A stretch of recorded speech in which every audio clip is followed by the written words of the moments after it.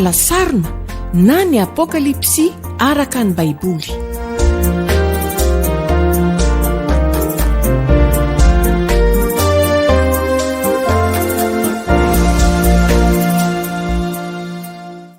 Ola fifaliana ho ay hatrany ny manohy amintsika ny fandaharana alasarina ao amin'ny session 440 tsika androany fifaliana ho any zara ny tenin'Andriamanitra amintsika indray arak'izay efa ahitantsika tamin'ny farany dia mbola toy ny taratasy nosoratana ho an'ny fiangonana tany Efesosy ny iarahantsika mijery amin'ny teny ity. Andeha ry apetratsika impelatan'Andriamanitra trany zany amin'ny alalan'ny vavaka.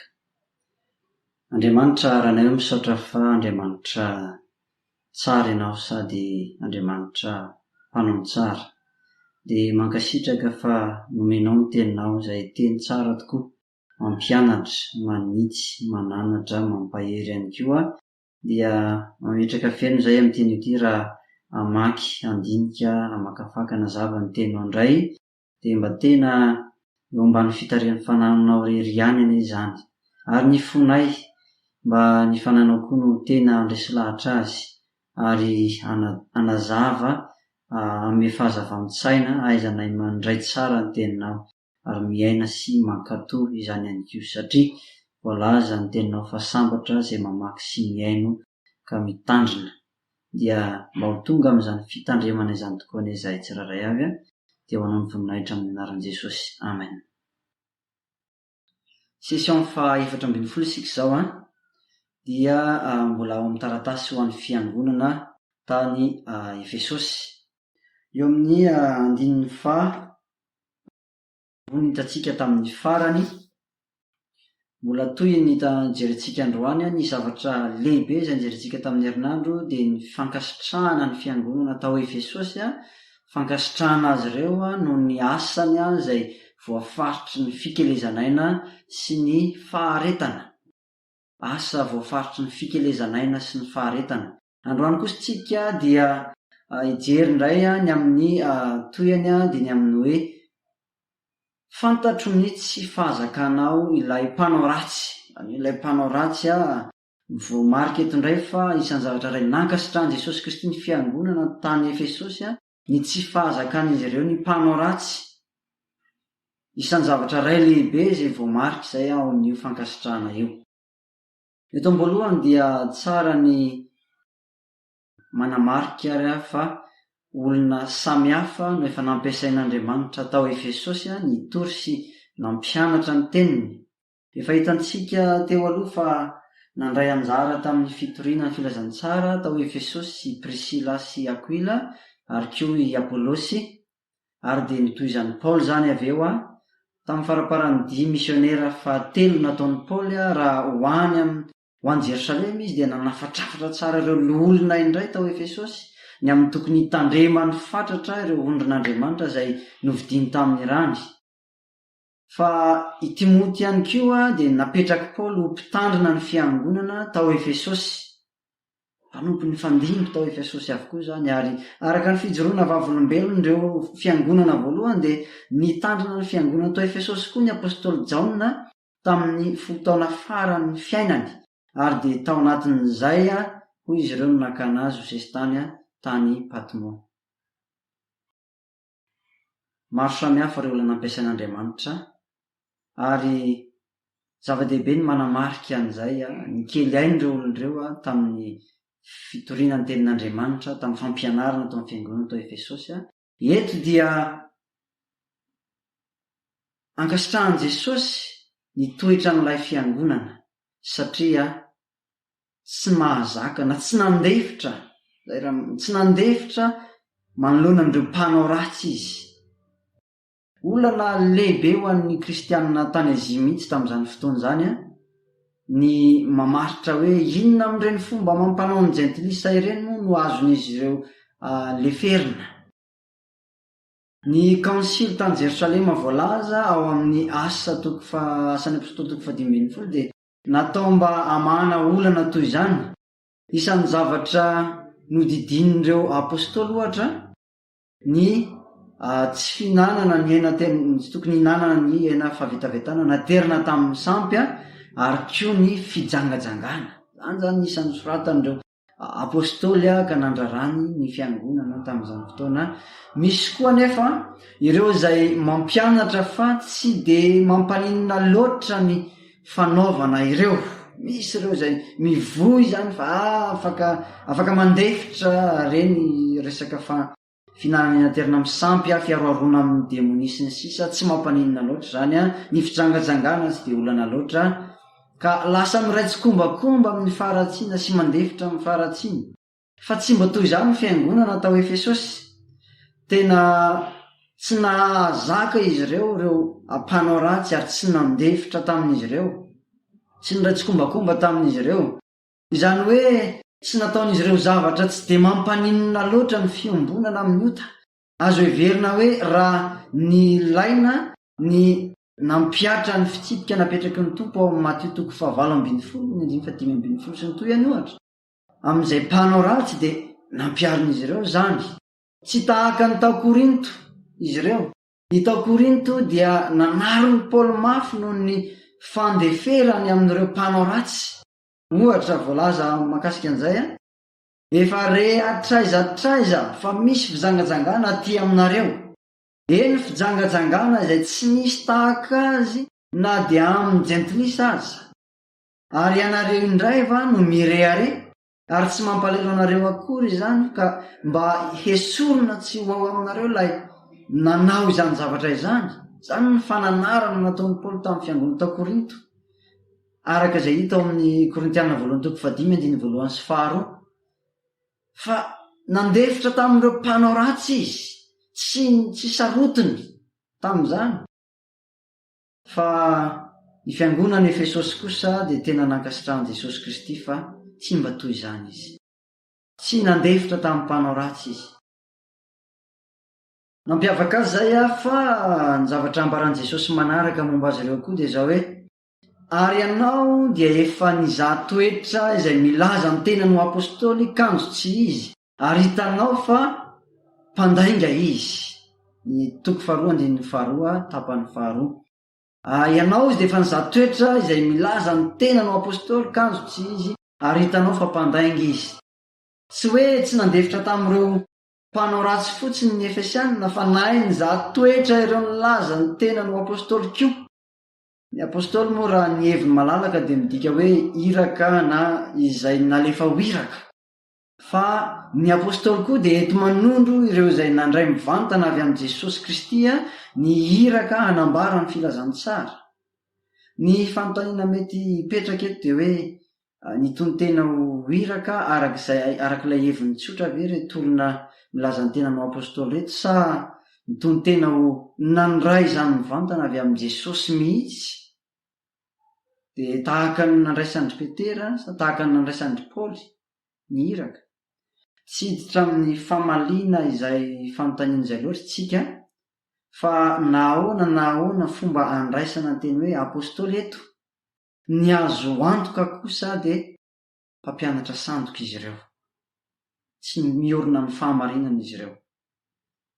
Zany hoe ny zavatra toriny de tsy avy amin'i Jesosy, ary tsy izy no naniraka azy ireo. Tsy apôstôlin'i Kristy ireo, tsy izy no naniraka azy. De fantatry ny Efesianina, hain'izy ireo tsara nanavaka an'izany hoe reto tsy izy reto, tsy avy amin'i Jesosy reto. De nankasitrahan'i Jesosy zany fahaiza manavaka nanana ny Efesianina zany, nanavaka ny diso sy ny marina, ny izy sy ny tsy izy. Tsara ny mampatsiaro fa efa nahazo fampitandremana mialoha avy amin'ny apôstôly Paoly ireo fiangonana tao Efesosy. Tamin'ny fionana farany fanaovam-beloma nataon'ny Paoly tamin'ireo loholon'ny fiangonana tao Efesosy de efa nampitandrina azy ireo izy hoe hisy ambody masika ao Efesosy rehefa lasa izy, tsy hiantra ny ondro ireo izy. Tsy izy zany fa ireo mpanao toriteny tsy marina na fampianaran-diso. Ndeo vakitsika ny asan'ny apôstôly 2:7-9:1-20. Fantatro fa rehefa lasa aho de hisy ambody masika hiditra eo aminareo ka tsy hiantra ny ondry, ary avy aminareo ihany no hipoiran'ny olona sasany hitory teny tsy marina ka hitondra ny mpianatra hanaraka azy. Koa miambena ary tsarova fa 3 taona mipaka tsy nitsahatra nananatra nareo rehetra andro manalina tamin'ny ranomaso. Ankoatr'izay dia nandidy any Timoty hanohitra ireo mpanao fampianaran-diso tao amin'ny fiangonana tao Efesosy koa i Paoly. Niseho tamin'ny endrika maro izany fampianaran-diso izany mantsy, toy ny tao ny anganonganon-drazana, fibebedena foana, ny fitondrantena tsy mendrika, tsisy fatahoran'Andriamanitra sy ny sisa. Dia hoy Paoly araka ny voalaza amin'ny Timoty voalohany, toko voalohany 3:3-4. Araka ny nangatahiko taminao, fony aho handeha any Makedonia dia aoka ianao hitoetra any Efesosy, mba handraranao ny olona sasany tsy hanao fampianarana hafahafa na hovariana amin'ny anganongano sy ny tantaram-pirazanana tsy hita lany izay mahatonga ady hevitra, fa tsy mampandroso ny fitondrana araka n'Andriamanitra amin'ny finoana ireny. Nampitandro ny Paoly tamin'ireo loholona tao Efesosy mialohan'ny nisarahany tamin'izy ireo. Nampitandrina ihany koa Paoly amin'ny Timoty ary nametraka azy tany Efesosy mihitsy mba hitena hananarany an'ireo mpanao fampianaran-diso. Hita tokoa izany fa fiangonana izay tena nanana mpitondra izay tena entitra sy niaro azy ireo tamin'ny fampianaran-diso ny fiangonana tao Efesosy, voary tamin'ny fampianaran-diso. Ary eto dia niderain'i Jesosy izany fa tena tsy nandefitra tamin'ny mpanao ratsy izy ireo ary nahay nizatoetra an'ireo izy sy ny tsy izy izy ireo. Dia somary mandingana mitsambikina kely tsika ery amin'ny 9:9. Ny 9:7 moa efa hitantsika tamin'ny herinandro ihany, dia mahakasika an'ilay faharetana na fiaretana nananan'ny fiangonana tao Efesosy ihany. Ny 9:9 izay mbola mifandray ihany amin'izay resaka fampianaran-diso na mpampianatra sandoka izay nodingantsika avy hatrany. Eo tena eo misy an'ilay fanakianana, fa eto mbola fiderana 9:9 dia izay no mahatonga antsika hitsambikina kely eny. 9:9 Apokalipsy 4:9. Kanefa izao no toetranao, halanao ny asan'ny Nikolaita izay halako koa. Nikolaita heverina ho iza moa izy ireo? Voalaza aloha izany fa halan'ny Efesianina koa izy ireo, nankahalain'izy ireo ny asan'ny Nikolaita. Heverina ho iza moa ireto Nikolaita ireto? Somary manjavozavo amintsika ihany ny tena maizy azy ireo, satria raha ny zavatra ambaran'ny boky momba azy ireo mantsy dia tsy ampy anoritsorintatsika feno ny tena momba azy marina. Misy ihany anefa mpanoratra sasany izay miezaka manome fanazavana, tahaka ny Ireneo ohatra, dia nihevitra fa mpanaradian'i Nikoleo avy any Antiokia izay voalaza ao amin'ny asan'ny apôstôly 5:5 ireo. Nikoleo dia iray tamin'ireo mpanompo voafidy tandrina ny fizarana fiantrana teo amin'ny fiangonana voalohany, ka araka ny fiveran'ny Irene zany dia mpanaraka ny Nikoleo izy ireo, mpanaradia azy, nandray an'le nitondra ny anaran'ny Nikoleo zany le Nikolaita, araka ny fijerin'ny Irene zay. Ireo mpanoratra jio sasantsasany tamin'izany fotoana zany kosa dia nilaza fa ny hoe Balama tao amin'ny taratasy ho an'ny Pergamosy sy ny Nikoleo dia midika hoe mpanimba olona. Ka eto dia ny fampianaran-diso no entin'izy ireo hanombana olona, fampianarana izay mitaona ny olona andefitra manoloana ny fanompo-tsampy sy ny fijangajangana. Izay no atsoakevitra nambaran'ireo mpanoratra jiosy sasatsasany fahiny. Ny Scofield Reference Bible kosa dia manolotra fanazavana ara-piforonan-teny, hoentiny manazava ny antsoina hoe Nikolaita, niainga avy tamin'ny teny Grika hoe Nikao, izay midika hoe maka fandresena na mandrombaka fandresena, sy ny hoe Laos dia midika hoe vahoaka. Tsindriana ao anatin'izany ny fiezan'ireo mpitondra fiangonana anavaka ny mahampitondra azy amin'ireo laika na ireo mpinotsotra. Izay no maria ny Scofield Reference Bible mahakasika ny ty Nikolaita ity zay nazavay ny ara-piforoana teny izy io dia maro samihafa ny hevitra sy fanazavana mahakasika azy satria rehefa ny zavatra iray tsy ananantsika feno ny mombamomba azy rehetra amin'ny soratra masina dia tonga ireny fijery samihafa ireny. Tsy mampaninona ny jerena an'izay fa nyfantaniana mipetraka faharoa zao iza marina moa izy ireo zay tena tokony fantatsika momba azy no ndeha jerentsika. Na inona mety ho fanazavana ny anarana hoe Nikolaita, ny zavatra azo antoka dia zao: mpampianatra sandoka izy ireo, mandefitra amin'ny fanompontsampy sy ny fijangajangana. Ao amin'ny toko 2:7-12 sy 5:12 dia ampifandraisina amin'ny fampianaran'ny Balama ny fampianaran'ny Nikolaita. Fampianaran'ny Balama izay mitondra ho any amin'ny fitondrantena ratsy toy ny fandeferana manoloana ny sampy sy ny fijangajangana zany. Toy ny fandeferana manoloana ny sampy sy ny fijangajangana. Zany ny fampianaran'ny Balama izay mitondra ho any amin'izany teo amin'ny fiainan'ireo olona mpanaraka azy. Ny momba an'ireto Nikolaita reto ihany koa dia zao: ny mazava ambaran'ny boky amintsika dia zao hoe halan'i Jesosy ny asany, halan'i Jesosy ny asany. Ary nokianiny ny fiangonana tao Pergamosy noho ny sasany teo amin'izy ireo izay nitana ny fampianaran'ny Nikolaita. Mampiseho zany fa tsy avy amin'i Jesosy ireo, tsy iraka an'ireo, tsy nankasitrahan'ireo. Misy moa mpandinika milaza hoe reto Nikolaita reto ihany rehefa voalaza fa apôstôly tsy izy izay navahany Efesianina etsy aloha etsy. Ambara eto amin'ny boky eto ihany koa fa halan'ny Efesianina ny asan'ny Nikolaita. Dia izay no nahitantsika ny fiderana sy fankasitrahana nataon'i Jesosy azy ireo fa halanao izy ny asan'ny Nikolaita izay halako. Izay ny zavatra azo antoka tsara fantatsika mahakasika ny reto Nikolaita ireto. Izay ny fanazavana momba an'ireo zavatra nankasitrahan'i Jesosy ny Efesianina fandehantsika hiroso avy hatrany amin'ny fampiarana azy.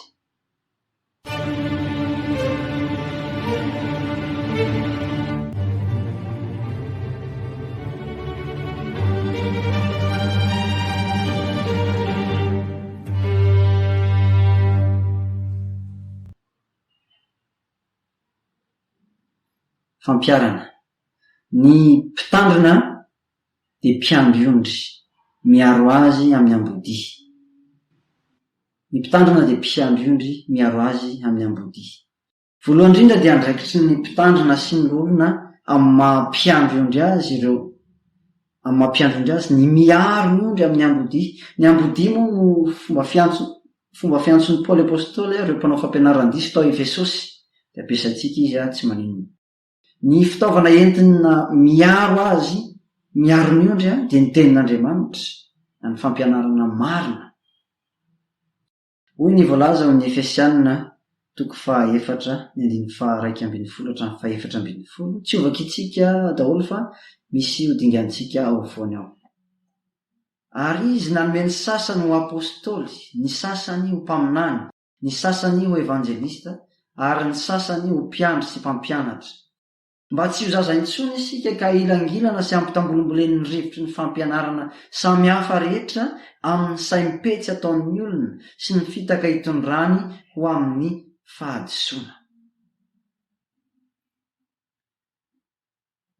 Ambara eto fa Andriamanitra dia nanome olona izay manana fanomezam-pahasoavana amin'ny teny, amin'ny fitoriteny sy fampianarana, dia ampiasain'Andriamanitra ireo ampianatra ny fahamarinana, hitory ny fiangonana, mba tsy ho zaza intsony ny fiangonana ka ailangilana sy ampitambolombolen'ny fampianarana samihafa. Manana anjara toerana lehibe eo amin'ny fiarovana ny ondry zany, ny mpitandrina, ny mpitondra, ny mpampianatra ny tenin'Andriamanitra rehetra, satria i tenin'Andriamanitra io dia miaro ny fiangonana amin'ny fampianaran-diso. Rehefa fantany ny tena fahamarinana, rehefa miorona ao amin'ny tena fahamarinana izy, dia tsy ho voazongozy ny fampianaran-diso ary sarotra ny analana azy amin'izay. ireo mpanompon'ny tompo tamin'ireo fiangonana voalohany dia tsy sasatra nampitandrina ny fiangonana nanoloana ny fampianaran-diso. Ao amin'ny epistily nosoratan'i Paoly ho an'ny Timoty dia ampifanoheriny mandrakariva amin'ny hoe fampianarana tsy misy kilema na fampianarana marina ny atao hoe fampianaran-diso. Ampifanoheriny Paoly mandrakariva ny hoe fampianarana tsy misy kilema sy ny fampianaran-diso. Nahoana no noraisin'izy ireo andraikitra lehibe izany ka tokony hometsika ankehitriny toerana ihany koa eo amin'ny asa fanompoana ataontsika? Satria ireto zavatra roa ireto no mahazava-doza ny fampianaran-diso na ny zavatra ataon'ireo mpampianatra diso, mpampianatra sandoka. Reto misy zavatra roa lehibe izay tsara ho marihana tokony hitandremantsika sy tokony tonga antsika kely aina amin'ny fitorian'ny tenin'ny famarinana. Voalohany, mamitaka ny maro ho any amin'ny fahaverezana ny mpampianatra sandoka. Hoy Petera raha nilaza ao amin'ny Petera 2:2 fa nisy mpaminany sandoka teo amin'ny olona, ary hisy koa mpampianatra sandoka tahaka izany eo aminareo, izay ampiditra fampianaran-diso antsokosoko mahavery ary mitondra azy an-dany tompo izay nanavitra azy hahatonga fahaverezana tampoka ho an'ny tenany izany. Marian'ny Petera fa mahavery sy hahatonga fahaverezana, izay ilay zavatra ataon'ireto mpampianatra sandoka ireto. Mahatonga fahaverezana ny zavatra ampianariny sy hitoriany, ary na izy ireo dia mety afara amin'izay mihitsy. Izao koa ny voalaza eo amin'ny 2:7-10 ao amin'ny Petera 2 ihany.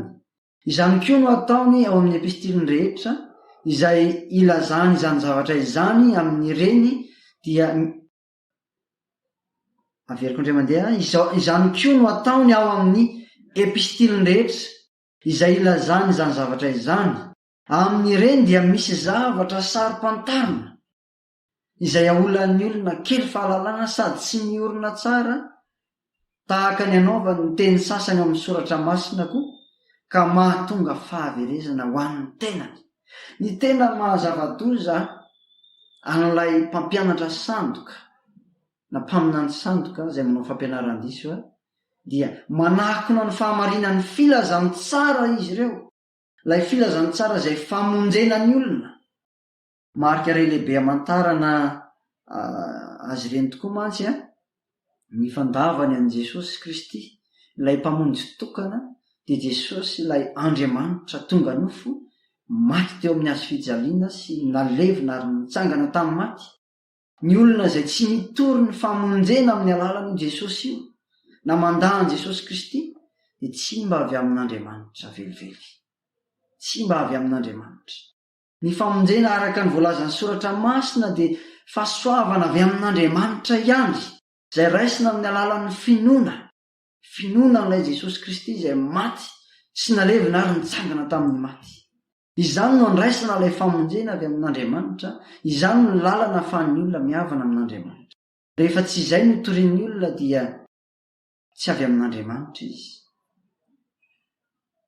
Dia zavatra lehibe izay mila hitandreman'ny fiangonana zany ka tokony hikelezany tsika aina ao anatin'ny fitorian-teny sy ny fampianarana, satria mitondra ho any amin'ny fahaverezana mihitsy ny fampianaran-diso. Tsy ireo mpampianatra ihany fa ireo rehetra izay miaino ny fampianarana sy manaraka izany ka mino an'izany dia ho any amin'ny fahaverezana. Zava-doza ka antondray lehibe izay tena tokony hikelezantsika aina amin'ny fitorianany teny tsy misy kilemy zany dia ilay tena filazany tsara marina araka ny soratra masina marina dia Jesosy ilay maty no fahotantsika teo amin'ny hazo fijaliana sy nalevina ary nitsangana tamin'ny maty, izay lalana tokana azon'izay mino azy famonjena. Antondray faharoa izay tena mahazava-doza andreo mpampianatra sandoka koa ka tokony hitandremantsika sy ampitandremana ampianarina tsara ny mpino dia izao: mamotika ny fitondran-tenan'ny olona ny fampianarany.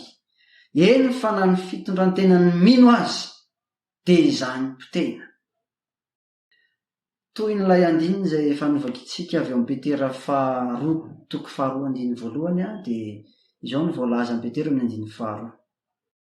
Maro manaraka ny fanarana mimpony amin'ny ratsy, ka ireny no itenenany ratsy ny lalan'ny fahamarinana.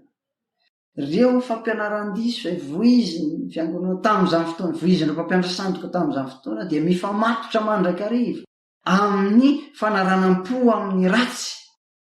Tsy misy fatahorana n'Andriamanitra, tena fiainam-paharatsiana. Izay no mazava-doza koa an'ireto mpampianatra sandoka ireto. Dia mifanohitra amin'izany mihitsy ny fampianarana tsy misy kilema araka ny Baiboly, ny fampianarana marina ara-tsoratra masina. Ny fitondran'ny tena izy dia baiko ny fampianarana tena izy ihany koa.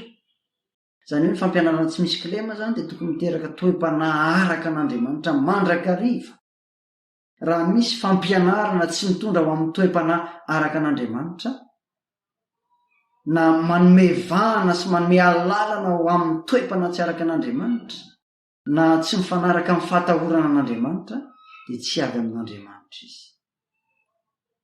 Ny fiangonana hoy Paoly dia andro sy fiorenan'ny fahamarinana, ka tena zava-dehibe tokoa ny tazonan'ny fiangonana ny fampianarana tsy misy kilema, satria izany no mampandroso ny fahatahorana an'Andriamanitra, izany no miteraka toe-panahy araka an'Andriamanitra. Ny fampianarana izay tsy mitondra fahatahorana an'Andriamanitra sy tsy mitondra toe-panahy araka an'Andriamanitra dia tsy mendrika ho tanana akory. Toy izao ny afatry Paoly tamin'ny Timoty, izay mpitandrina ny fiangonana tao Efesosy. Mpitandrina ny fiangonana tao Efesosy. Raha misy olona manao fampianarana hafa toy izany ka tsy manaiky ny teny tsy misy kilema, izay any Jesosy Kristy tompontsika, sy ny fampianarana izay mahatonga ny toe-panahy araka an'Andriamanitra, dia mieboebo foana izy ka tsy mahalala na inona na inona, fa adala amin'ny fiadian-kevitra sy ny fampiadian-teny izay mahatonga fialonana, fifandirana, fanaratsiana, fiahiahin'ny ratsy, fifandirana lalandava, fanaon'ny olona ratsy saina sady efa nialan'ny fahamarinana, manao ny toe-panahy araka an'Andriamanitra ho fahazona tombotsoa. Nampitandro ny Paoly Apôstôly afatra ny tamin'ny Timoty izay, raha misy olona manao fampianarana hafa, tsy manaiky an'ilay teny tsy misy kilema, ilay teny tsy misy kilema na ilay fampianarana marina izay mahatonga toe-panahy araka an'Andriamanitra, dia olona mieboebo foana ny olona manohitra an'izay. Fa ny tiantsika tsindrina eto izao, ilay fampianarana, ilay teny tsy misy kilema dia mahatonga toe-panahy araka an'Andriamanitra. Mahatonga toe-panahy araka an'Andriamanitra. No tsindrin'i Paoly tsara izay eto tamin'ny Timoty.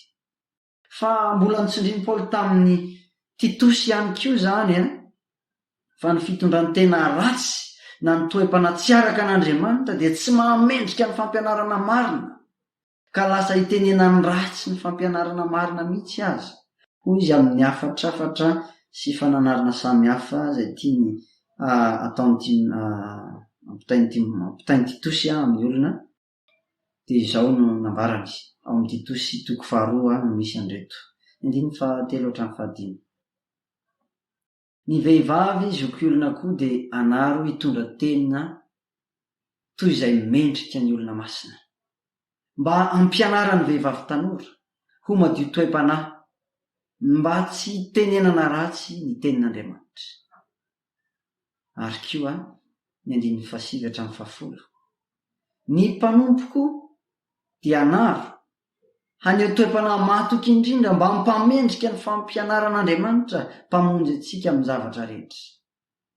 Zavatra lehibe izay tsara marena anatin'ireo afatra ireo dia izao: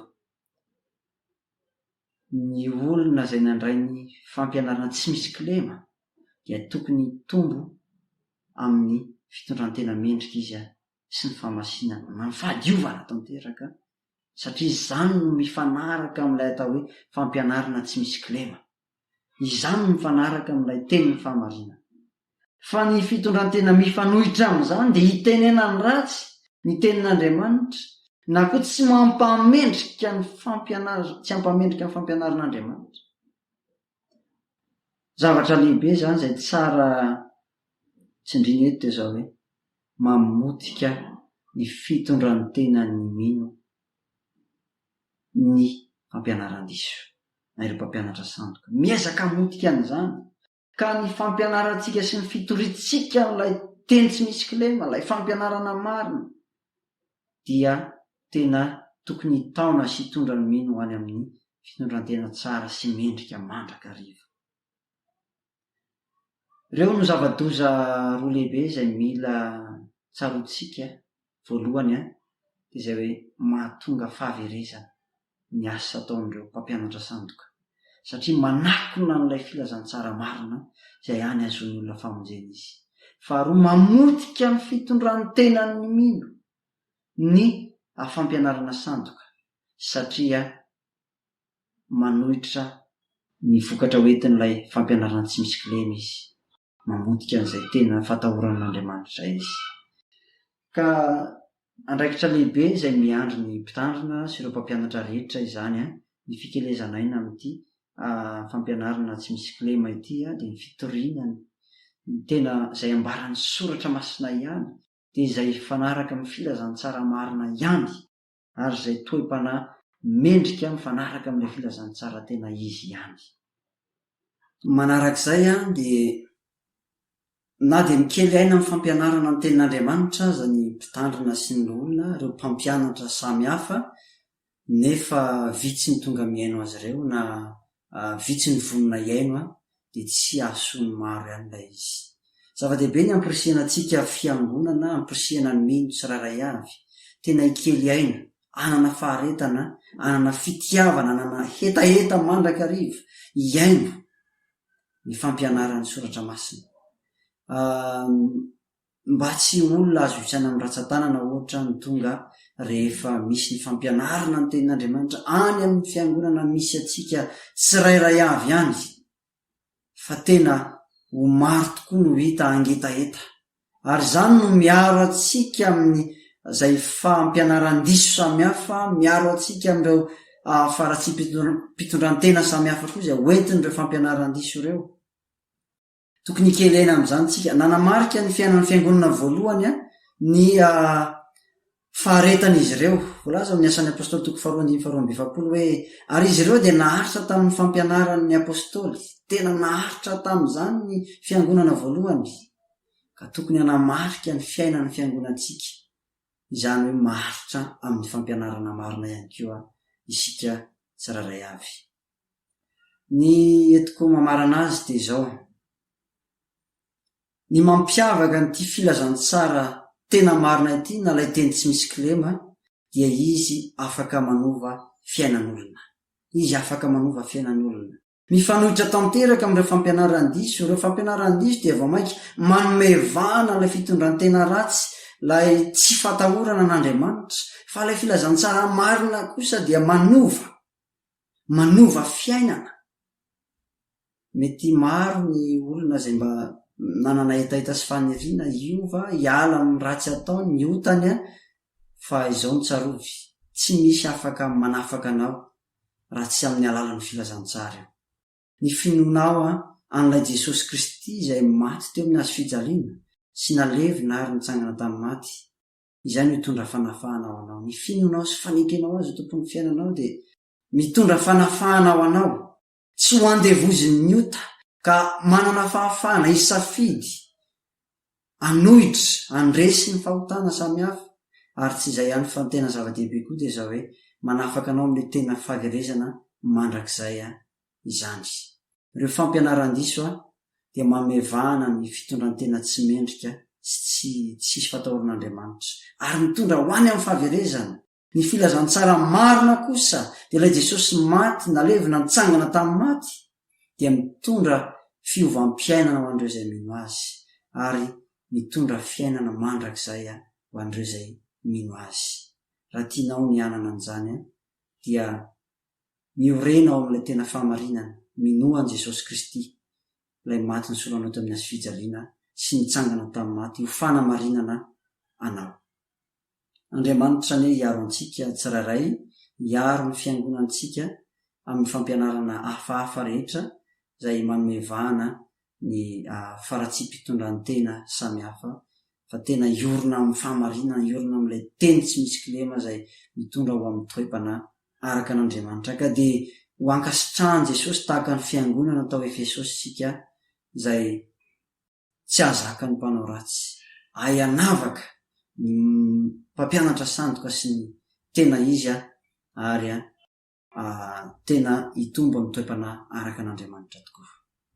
Amen.